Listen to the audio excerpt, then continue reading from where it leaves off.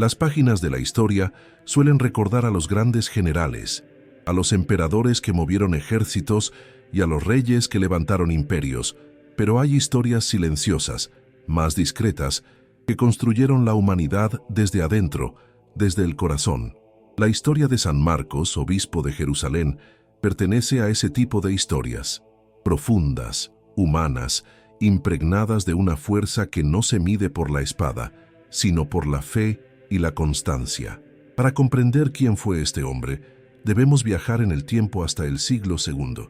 Jerusalén había vivido dos devastaciones consecutivas.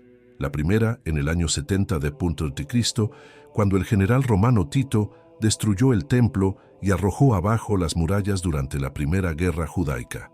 La segunda, aún más trágica para el pueblo judío, llegó décadas después, en la revuelta de Bar Kokhba, 132-135 d.C., cuando los romanos, decididos a borrar definitivamente el espíritu rebelde del pueblo, arrasaron la ciudad y en su lugar fundaron Aelia Capitolina, una colonia romana dedicada al emperador Adriano y a Júpiter Capitolino. Jerusalén, la ciudad santa de David, cesó oficialmente de existir, pero no se puede destruir una memoria grabada en el alma, ni arrancar con ruinas las raíces de una fe. Muchos cristianos todavía vivían allí, entre las sombras de lo que fue la ciudad santa. Ya no existía el templo, ya no quedaban las antiguas murallas. Los caminos estaban vigilados, los judíos tenían prohibido entrar bajo pena de muerte, y la comunidad cristiana, pequeña y perseguida, se reunía discretamente en casas humildes, a veces bajo tierra, otras veces bajo sospecha. Fue justo en este momento oscuro de la historia que surgió Marcos, llamado por Dios a una misión que muy pocos habrían tenido el ánimo de aceptar: ser obispo de una ciudad que había dejado de existir, pero que al mismo tiempo seguía viva en el corazón de los creyentes. ¿Quién era Marcos? Los antiguos catálogos episcopales de Jerusalén y algunas tradiciones eclesiásticas nos dicen que Marcos fue el primer obispo no judío que gobernó la iglesia de Jerusalén después de la devastación romana. Hasta su elección, los obispos de la ciudad, desde Santiago el Justo, el primo del Señor, hasta Judas, el último obispo antes de la revuelta, habían sido cristianos de origen judío. Pero después de la represión romana, cualquier huella judía fue eliminada de la ciudad, y la comunidad cristiana que quedó fue mayoritariamente formada por cristianos de origen griego o latino. Así, Marcos fue elegido obispo alrededor del año 135 d.C., inaugurando una nueva etapa en la historia cristiana de Jerusalén. No se conservan detalles sobre su nacimiento ni sobre su infancia. Algunos historiadores creen que podría haber nacido en alguna región de Siria o Asia Menor, debido a su nombre, común entre griegos y romanos, y a testimonios sobre su lenguaje. Otros sugieren que formó parte de alguna comunidad cristiana helenista y que había sido discípulo de predicadores apostólicos. Pero aunque su origen exacto se haya perdido en las sombras del tiempo, su vida episcopal quedó marcada para siempre en la memoria cristiana. Un tiempo de tensión espiritual y política. Cuando Marcos fue elegido, Jerusalén era un volcán apagado, pero no muerto. Todo estaba cargado de tensión. Las ruinas aún estaban calientes en el alma del pueblo. Donde antes se encontraba el Santo de los Santos, los romanos habían levantado un templo pagano. Sobre el lugar donde Jesús había sido crucificado, todavía se percibía el peso de un misterio que los opresores no lograban comprender. Las memorias eran peligrosas. Las reuniones religiosas, sospechosas.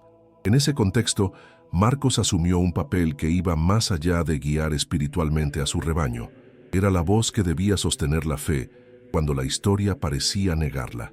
Fue pastor, padre, confidente, teólogo, administrador, pero también estratega espiritual. Sabía que grandes amenazas se cernían sobre su comunidad: persecución por parte de los romanos si sospechaban de reuniones ilícitas, rechazo cultural por parte de algunos judíos que consideraban a los cristianos traidores de su tradición, presiones internas de doctrinas falsas que comenzaban a dividir la iglesia primitiva. Los escritos apócrifos, las herejías gnósticas y sectas como la de Basílides y Valentiniano comenzaban a circular con fuerza en el siglo II, confundiendo a los fieles y desfigurando la verdad de Cristo. Dentro de este contexto turbulento, Marcos tuvo una misión esencial: proteger la fe apostólica, preservar la enseñanza de los apóstoles y consolidar la doctrina en una época en la que aún no existían catecismos organizados ni un Nuevo Testamento oficialmente definido. Era la época de la transmisión viva. La fe se sostenía por testimonio, por memoria, por servicio, por fidelidad, la misión de un pastor en tierra arrasada. Marcos encontró una comunidad herida, no solo por la destrucción física de Jerusalén, sino porque era una comunidad sin raíces visibles, sin templos, sin riquezas, sin derechos políticos y sin defensores en el mundo. Pero precisamente por eso, fue una comunidad profundamente interior, alimentada por la fuerza invisible del Espíritu Santo, aquel que era pobre en lo material, pero rico en fe. El obispo Marcos vivió como un pastor cercano, no gobernó desde la distancia. Testimonios eclesiásticos tardíos mencionan que fue un hombre de carácter austero y firme, pero a la vez misericordioso, que visitaba constantemente las casas de los fieles, acompañaba a las familias cristianas, consolaba a las viudas, cuidaba de los huérfanos y fortalecía a los perseguidos. En tiempos en que profesar públicamente la fe podía ser una sentencia de muerte, él recorrió las calles de Aelia Capitolina llevando calma, alentando a no renunciar a Cristo, aun cuando todo invitaba al abandono. No era un obispo que buscara protagonismo. Al contrario, perteneció a esa generación de hombres ocultos que sostuvieron la Iglesia con sus manos silenciosas. Ninguna obra grandiosa se firmó con su nombre. No dejó escritos, ni tratados, ni cartas que llegaran hasta nosotros. Pero dejó algo más poderoso. Dejó continuidad, reconstruir la Iglesia desde la humildad. La Iglesia de Jerusalén había sido la primera. Allí descendió el Espíritu Santo en Pentecostés. Allí predicaron los apóstoles. Allí comenzó todo. Pero ahora era una iglesia oculta, casi clandestina.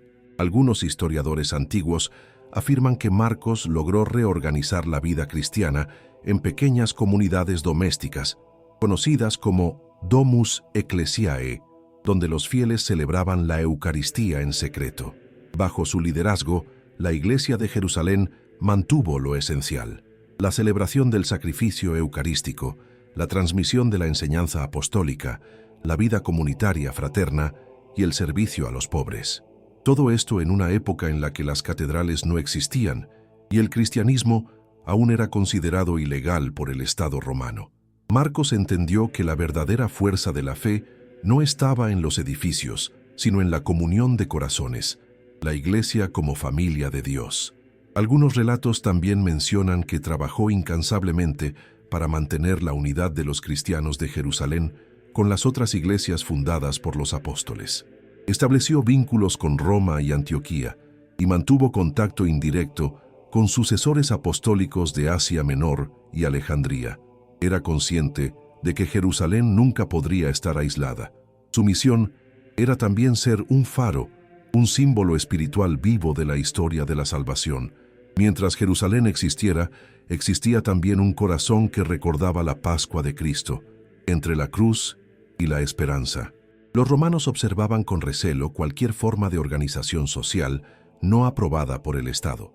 Las reuniones cristianas eran calificadas de superstitio ilícita, y aunque no siempre perseguían cruelmente, el riesgo era constante. Aelia Capitolina era una ciudad bajo vigilancia, una ciudad colonizada, donde cada paso era observado. Marcos sabía que su misión tenía un precio. Podía terminar en prisión o incluso en martirio, pero no huyó. No se escondió detrás de los muros del miedo. Permaneció allí donde Dios lo había colocado. Más que un líder, fue una raíz, y las raíces se esconden bajo la tierra, pero sostienen al árbol entero. La Iglesia de Jerusalén, gracias a hombres como él, sobrevivió a incendios, persecuciones, destrucciones y a siglos de guerra. Algunos textos antiguos mencionan que Marcos tenía un asistente llamado Aristo de Pella, un hombre culto que actuó como su escriba y consejero. Aunque la información es escasa, se cree que Aristo ayudó a organizar documentos históricos y apologéticos que defendían la fe cristiana frente a las acusaciones del mundo pagano. Esto muestra que Marcos no solo atendió necesidades espirituales, sino también intelectuales. sabía que una fe que no se explica se deforma y una fe que no se preserva se pierde.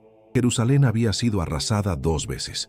Para muchos pueblos, eso habría significado el fin, pero no para aquellos que sabían que la historia de Dios no se suicida delante de las tragedias humanas. Y Marcos lo entendía bien.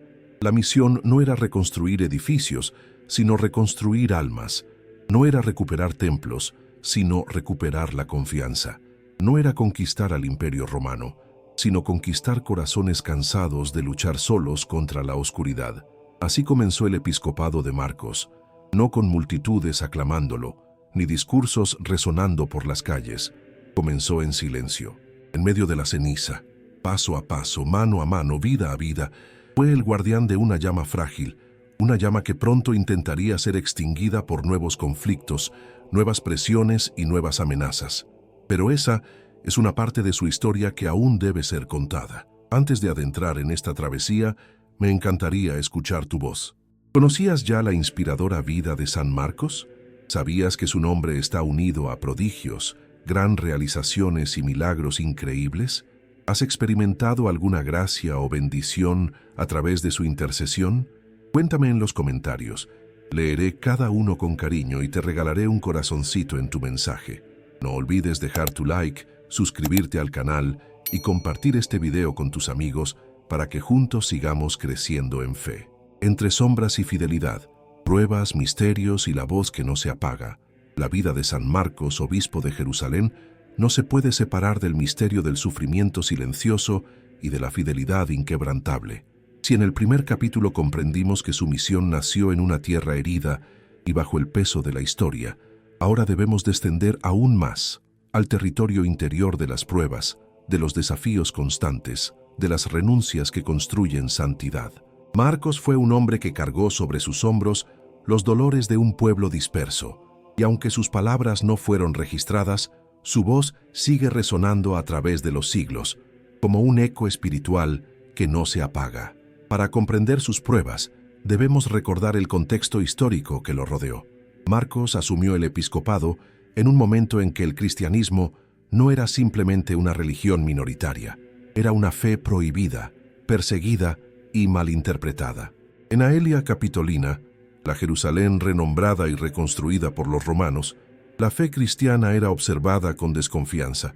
El emperador Adriano había prohibido las reuniones clandestinas y cualquier grupo religioso no registrado podía ser acusado de conspiración. Los cristianos además se negaban a ofrecer sacrificios a los dioses paganos o al genio del emperador. Ese fue el primer choque inevitable entre fe y poder, obedecer a Dios o someterse a Roma.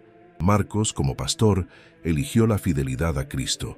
Pero esa fidelidad no fue una decisión teórica, fue un combate diario.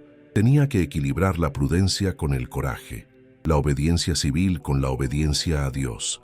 Muchos cristianos fueron arrestados durante su episcopado. Los soldados custodiaban las calles, las casas eran vigiladas, y los templos paganos dominaban en cada esquina como recordatorio del poder imperial. Los cristianos se reunían en secreto, celebraban la Eucaristía en catacumbas o en habitaciones ocultas detrás de tabernas o talleres. Cada reunión era un riesgo, y Marcos estaba presente, caminando entre su pueblo como un pastor dispuesto a entregar la vida. Hubo traiciones. La persecución no solo venía de afuera, las divisiones internas también amenazaban la iglesia. Las primeras herejías surgieron como veneno disfrazado de sabiduría. El gnosticismo, que afirmaba poseer un conocimiento superior reservado a unos pocos, comenzó a infiltrarse en algunas comunidades. Predicaban que Jesús no había sido verdaderamente humano, que su cuerpo era una ilusión y que la salvación no dependía de la cruz, sino del conocimiento secreto. Marcos tuvo que combatir esa doctrina con firmeza. Sabía que si se negaba la humanidad de Cristo, se destruía el corazón del Evangelio. Dios se había hecho hombre para salvarnos desde dentro de nuestra fragilidad. También surgieron tensiones con grupos judeocristianos extremos que acusaban a Marcos y a los cristianos de origen pagano de haber traicionado las raíces judías de la fe. Para esos grupos, la circuncisión, las reglas alimentarias y la observancia de la ley de Moisés seguían siendo obligatorias. Marcos tuvo que defender con caridad pero con valentía, la enseñanza apostólica. La salvación es don de la gracia, no una recompensa legal. Recordaba a su pueblo que Cristo había derribado el muro que separaba a judíos y gentiles, creando un solo pueblo para Dios. Pero en aquel contexto, intentar mantener la unidad de la fe era caminar sobre fuego. Aristo de Pella y el combate intelectual. En medio de luchas externas e internas, Marcos entendió que la fe también debía ser defendida en el campo del pensamiento.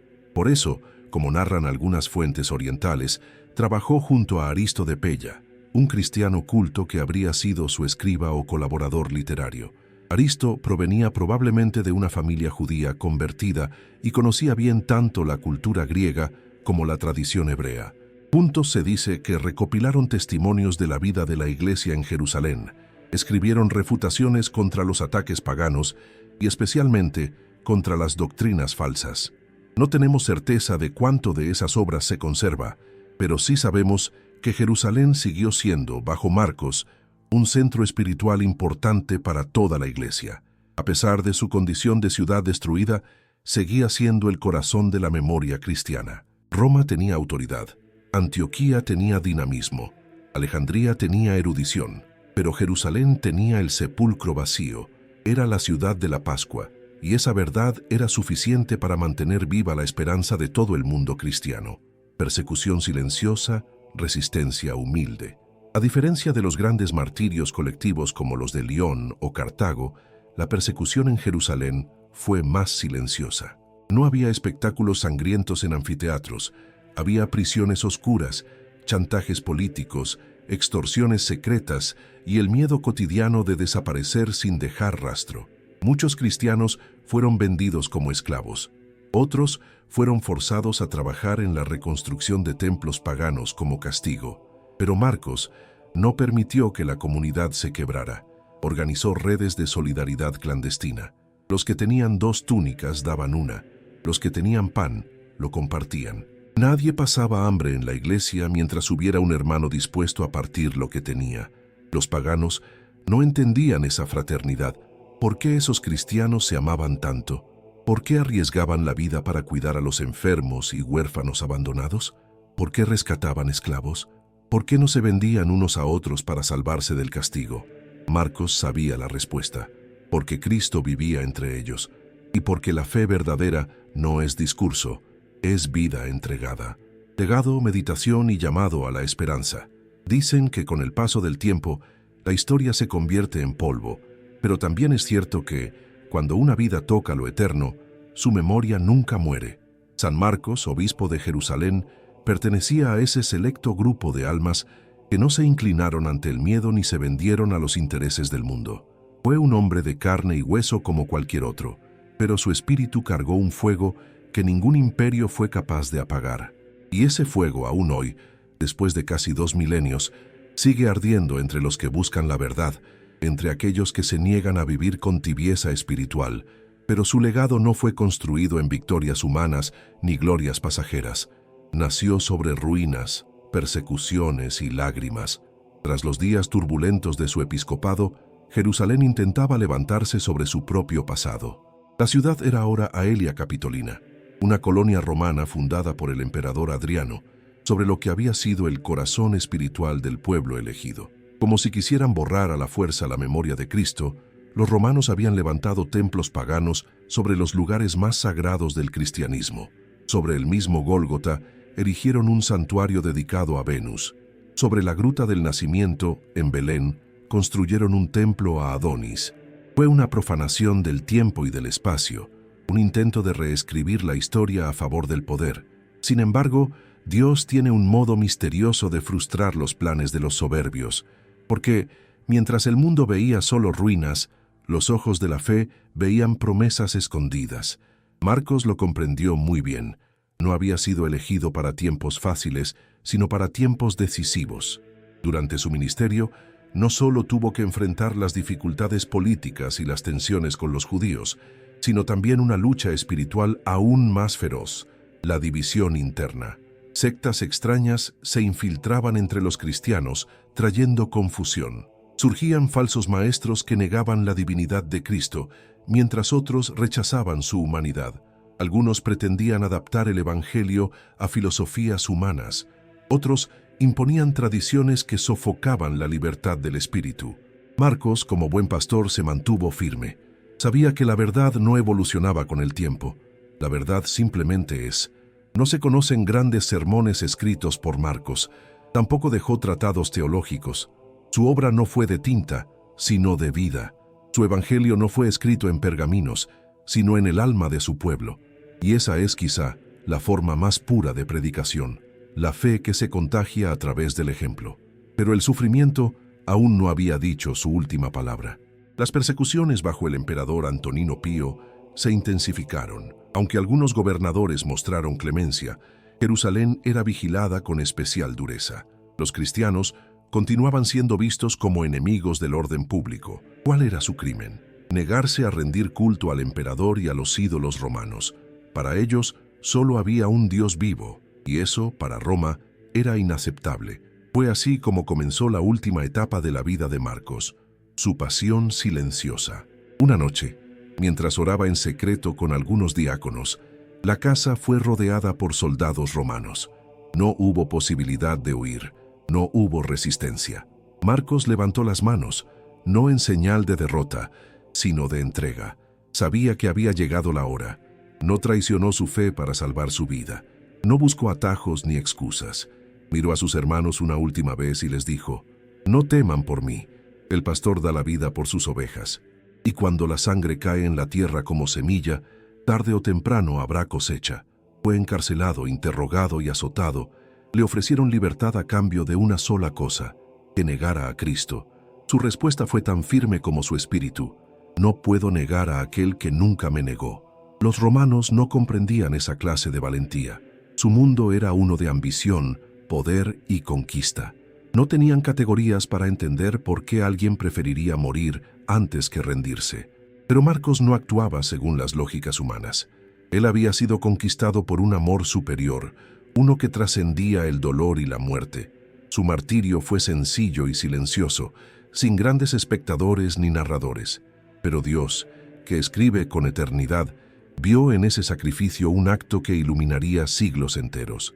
Marcos murió como vivió, de rodillas, en oración, con el nombre de Cristo en los labios. Su legado comenzó precisamente donde todo parecía terminar, en el martirio. Hoy, cuando el mundo vive tanteando entre sombras y confusión, su vida vuelve a resonar como un mensaje actual. ¿De qué sirve acumular riquezas si el alma se pierde?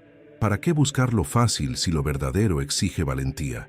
¿Por qué tener miedo de caminar contra la corriente si los santos ya demostraron que es posible mantenerse fiel incluso cuando todo parece derrumbarse? El legado de San Marcos no es un recuerdo piadoso ni una historia cubierta de polvo antiguo. Es una provocación espiritual, una pregunta que golpea fuerte como un martillo en el corazón. ¿Qué lugar ocupa Dios en mi vida? ¿Estoy dispuesto a ser fiel, incluso cuando duela? ¿Creo verdaderamente que la fe puede transformar la historia? Nadie puede responder por otro. Cada alma debe decidir si prefiere la comodidad o la misión, el silencio o la verdad, la tibieza o la santidad, porque la fe no es un adorno, es un fuego, y o lo abrazas o lo apagas. San Marcos, obispo de Jerusalén, aún hoy levanta la voz desde la eternidad, no para pedir admiración, ni rezos vacíos, ni homenajes. Su corazón pastoral sigue diciendo lo mismo que dijo en vida: no vivas para ti mismo, fuiste hecho para algo mayor. El mundo necesita santos que no negocien su fe, familias que recen unidas, hombres que amen con lealtad, mujeres que vivan con virtud, jóvenes que tengan el valor de creer cuando otros se burlen, niños que aprendan a amar a Dios desde pequeños, ancianos que enseñen sabiduría a las nuevas generaciones.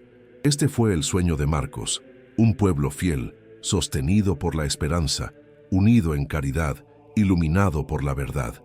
Y ese sueño aún está vivo.